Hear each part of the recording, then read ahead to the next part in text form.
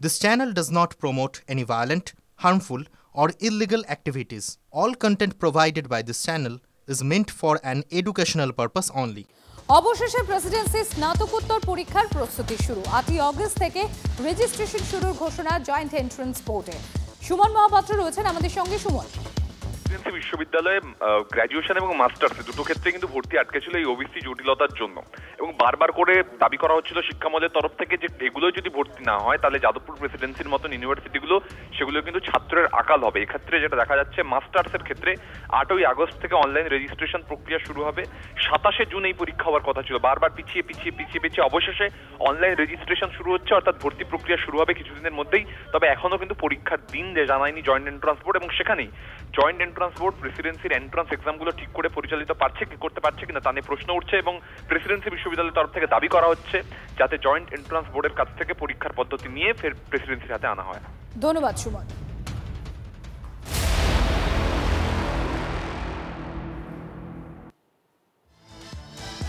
প্লাবন পরিস্থিতির ভয়াবহ অবস্থা, জলের তলায় ঘাটাল শহর থেকে গ্রামীণ এলাকা। রাজ্য সড়কে চলছে নৌকো, জলে ডুবে খানাকুল গাইঘাটাও। নতুন করে প্লাবন আশঙ্কা রায়নায়। জল যন্ত্রণা থেকে মুক্তি কবে, প্রশ্ন দুর্গতদের। প্রকৃতির রোষের মুখে পড়ে দুর্ভোগের শেষ নেই, দেখুন সেই ছবি।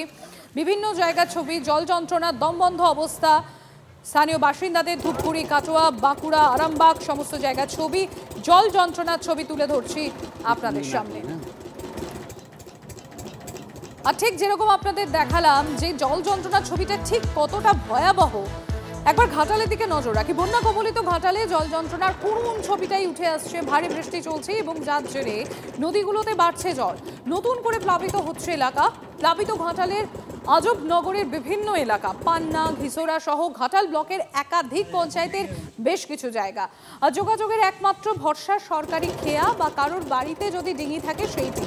1 মাসেরও বেশি সময় ধরে জলবন্দি ঘাটালের মানুষ। প্লাবনের কারণে বন্ধ রয়েছে স্কুল, ডুবেছে চাষের জমি। আর এই তীব্র জল যন্ত্রণা থেকে মুক্তি কবে, প্রশ্ন দুর্গতদের ঘাটালবাসীর।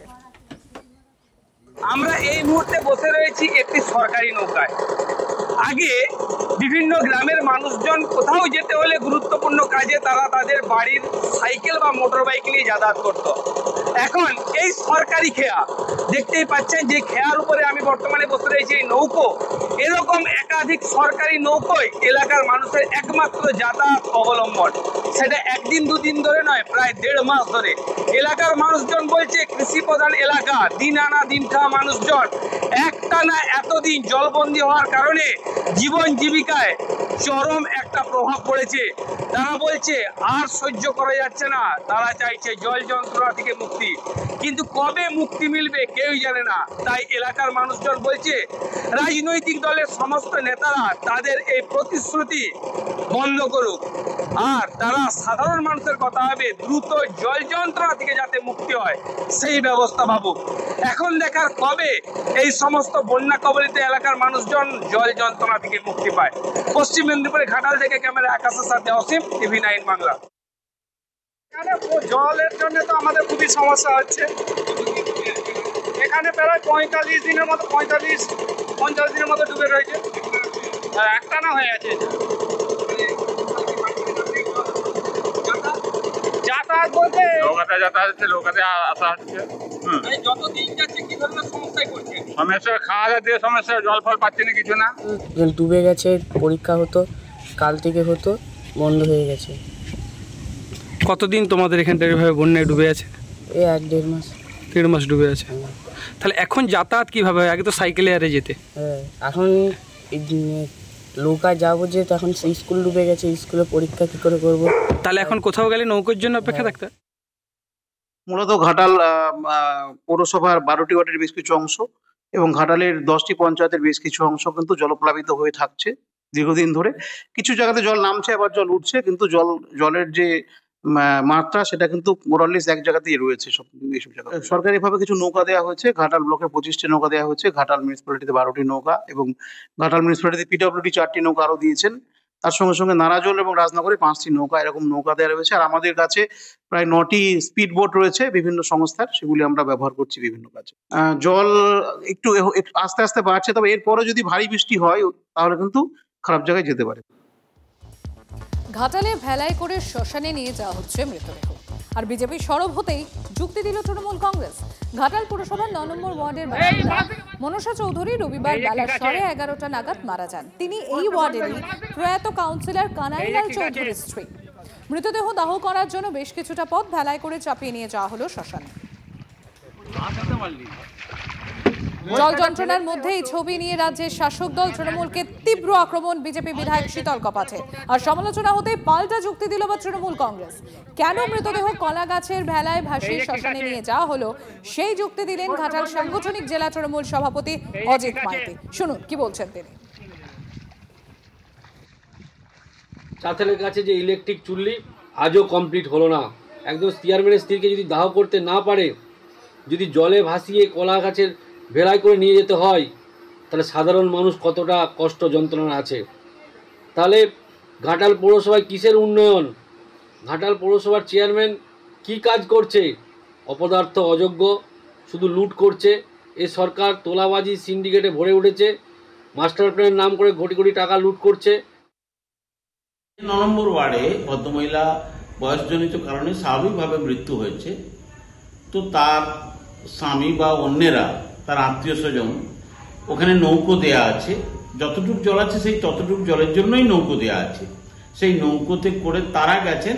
আর ওখানকার স্বাভাবিক রেওয়াজ অনুযায়ী, রীতি অনুযায়ী কলার ভেলা বা বাঁশের ভাড়াতে করে মৃতদেহটা যেখানে শ্মশান চুল্লি সেখানে নিয়ে যাওয়া হয়। এটা কোনো ভাসিয়েও দেওয়া হয়নি। আমার মনে হয় এগুলো নিয়ে পাড়া মাথায় করা খুব একটা সমুচিত কাজ হচ্ছে বলে আমার মনে হয় না। এটা একটা স্বাভাবিক রীতি। ভাগীরথীর ভয়াবহ ভাঙনে ধ্বংসের মুখে কাটোয়ার চর কবিরাজপুর গ্রাম। নদীগর্ভে হারিয়ে যাচ্ছে চাষের জমি ভিটে। নতুন করে নদীর জল বাড়তে ভাঙন আতঙ্ক গ্রাস করেছে কাটোয়া 2 নম্বর ব্লকের নদী তীরের গ্রামগুলোকে। আতঙ্কে দিন কাটাচ্ছেন বাসিন্দারা। বাড়িতে উঠলো জল, এই বুঝি ভেঙে গেল সব। রাতে ঘুম হয় না, সবাই ভাবে কতটা জল বাড়লো, কতটা জল বাড়লো। এইভাবে একটা আতঙ্কে থাকে সবাই। মনে আমাদের এখানে সব শেষ করে দিচ্ছে, যোগাযোগ ব্যবস্থা, তারপরে এই সব বিচ্ছিন্ন করে দিল আমাদের গঙ্গা ভাঙনে। এই কিছুদিনের ভেতরে আমার মনে হচ্ছে কিছুদিনের ভেতরে হয়তো 10-20-50টা বাড়ি উঠে যেতে হবে। ভাঙনটা রোধ হলে আমরা যাই হোক ডাল ভাত নুন ভাত খেয়ে আমরা এখানে থাকতে পারি। আমাদের চাষের জমি এই বাঁধ ছিল, বাঁধ ভেঙে যাচ্ছে, গঙ্গা ভাঙনে সব জমিগুলো পড়ে যাচ্ছে। চাষের জমিগুলো সব বন্যার জল থেকে নষ্ট করছে প্রতি বছরই। এর আগে কাজ হলো, এবারে এটুকু করার কথা ছিল, তাও যদি করতো বাড়ি ঘরকে যে হালে যে এই বাড়িটা ভেঙে চলে গেল ভয়ে। যে এখন তো এক চাপ করলেই বাড়ি ভেঙে চলে। গ্রাম ছেড়ে কি চলে যাচ্ছে সবাই? গ্রাম ছেড়ে অনেক চলে যাচ্ছে। কি করবে? এখানে তার কোনো জমি জায়গা ভেঙে যাচ্ছে, রোজগার তো করে খেতে হবে। আমাদের সরকারের প্রচেষ্টায় চর কবিরাজপুরের ভাঙন কিন্তু আমরা বন্ধ করতে পেরেছি। নতুন করে ভাঙন তৈরি হয়েছে, কিন্তু সেখানে আমরা সরজমিনে দেখে আমরা সেচ দপ্তরকে বিষয়টা জানিয়েছি। যদিও কেন্দ্রীয় সরকার, বিজেপি সরকার আমাদের রাজ্যে ভাঙনে টাকা দেওয়া তাদের দায়িত্ব এবং কর্তব্য, কিন্তু তারা টাকা দেওয়া সম্পূর্ণ বন্ধ করে দিয়েছে। তবুও আমাদের রাজ্যের মুখ্যমন্ত্রী মমতা বন্দ্যোপাধ্যায় গত বছর অগ্রদ্বীপ গ্রাম পঞ্চায়েতে 14 কোটি টাকার ভাঙন রোধে কাজ সাফল্য করিয়ে দিয়েছে। গঙ্গা ভাঙন তো একবারে একটা প্রাকৃতিক বিষয়, কিন্তু আমরা গঙ্গা ভাঙন তো ইতিমধ্যে রোধ করে ফেলেছি। এখন যেটা ভাঙছি চাষের জমি হয়তো কিছু ভাঙছি, কিন্তু ওটা আমরা রোধ করে ফেলাবো। জলমগ্ন ভাটপাড়া পুরো এলাকা। ভাটপাড়া পুরসভার 25 থেকে 35 নম্বর ওয়ার্ডের বেশিরভাগ জায়গায় জলের তলায়। দেখুন সেই ছবি তুলে ধরছি আপনাদের সামনে। ভাটপাড়া পুরসভার বেশিরভাগ পুরো এলাকায় জলের নিচে। ভাটপাড়া পৌরসভার 25 থেকে 35 নম্বর ওয়ার্ড বেশিরভাগ অংশই এরকম জলমগ্ন, জলবন্দী এলাকার বাসিন্দারা। এরকম জল পেরিয়েই আসতে হচ্ছে বাসিন্দাদের।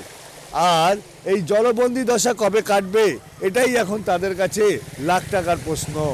তবে ভাটপাড়া পৌরসভার জবাব যে ভাইস চেয়ারম্যান তিনি বলছেন যে কল্যাণী রোড লাগোয়া অঞ্চল জলের বন্দী বেশি, জলবন্দী দশা বেশি, কারণ কল্যাণী রোড উঁচু হয়ে যাওয়ায় জল সরছে না।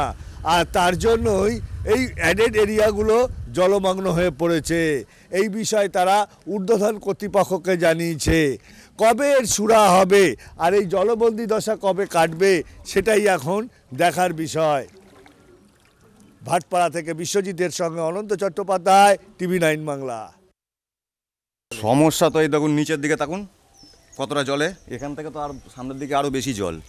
এবারে ড্রেনের যা পরিস্থিতি, সামনে ওইদিকে ড্রেন দেখুন, ওই সরু সরু ড্রেন দিয়েই জল পাস করা সম্ভব। এবার যেরকমভাবে আমাদের মিউনিসিপ্যালিটি রেখেছে সেরকমভাবে আমরা আছি। স্কুলে যেতে অসুবিধা হচ্ছে। কেন? এই জলের জন্য। এই জল ঘরেও ঢুকেছে? হ্যাঁ, ওদিকে ঘরেও ঢুকেছে জল। ড্রেনটা হয়ে গেছে গাডওয়াল, আর গাডওয়াল হওয়ার পরে কী হচ্ছে, এটা পুরো একটা পুকুরে পরিণত হয়ে গেছে আমাদের এলাকাটা। এইবার কী হচ্ছে, এই জল দেখতে পাচ্ছেন, এই বাচ্চাটা পা কেটে গেছে, আজকে এই স্কুলে যাবে, যেতে পারছে না। আজকে আমি আমার কেউ না, আমি নিজে ড্রপ করে দিতে যাচ্ছি এই জলের জন্য। আমার বাচ্চা বেরোতে পারছে না, জ্বর জারি লেগে রয়েছে। আজকে 15-20 দিন ধরে এই একইভাবে রয়েছে আমরা। আমার বাচ্চার এই সাপ, চন্দ্রগোড়া সাপ ঘোরাঘুরি করছে। এই জীবন জানমালের কে করবে? তিস্তার ভাঙনে বিপর্যস্ত টোটেগাঁও, আতঙ্কে ঘরছাড়া শতাধিক পরিবার। পাহাড়ে একটানা বৃষ্টির জেরে ফুলে ফেপে উঠেছে তিস্তা নদী। কখনো কখনো বিপদসীমার উপর দিয়ে বইছে নদীর জল। নদী গর্ভে চলে গিয়েছে বহু চাষের জমি, এমনকি বসত বাড়িও। রাতের ঘুম কেড়ে নিয়েছে নদীর এই ধ্বংসরূপ। তিস্তার পাড় ভাঙতে ভাঙতে পৌঁছে গিয়েছে গ্রামাঞ্চলের গভীরে। আর পরিস্থিতি এতটাই গুরুতর যে গ্রামের অধিকাংশ মানুষজন ইতিমধ্যেই ঘরবাড়ি ছেড়ে পালিয়ে গিয়েছে আত্মীয় স্বজনের বাড়িতে, কিংবা আশ্রয় নিয়েছেন প্রশাসনের তৈরি অস্থায়ী ত্রাণ শিবিরে। এখন কার্যত জনশূন্য গোটা টোটেগাঁও। গত সপ্তাহে মুখ্যমন্ত্রীর নির্দেশের শিলিগুড়ির মেয়র গৌতম দেব পরিদর্শনে এসেছিলেন গ্রাম, এবং ত্রাণ সামগ্রীও তিনি বিতরণ করেছেন। তবে স্থানীয়দের অভিযোগ, কোনো স্থায়ী সমাধানের দিশা দেখাতে পারেননি তিনি। টানা বৃষ্টি, আর এই টানা বৃষ্টির জেরে বিপর্যস্ত যোগী রাজ্যের প্রয়াগরাজও। কোমর সমান জলে চরম ভোগান্তি স্থানীয়দের। সদ্যজাত শিশুকে মাথায় তুলে জল পার হচ্ছেন মা বাবা। সোশ্যাল মিডিয়ায় ভাইরাল জল যন্ত্রণার এই ভয়াবহ ছবি।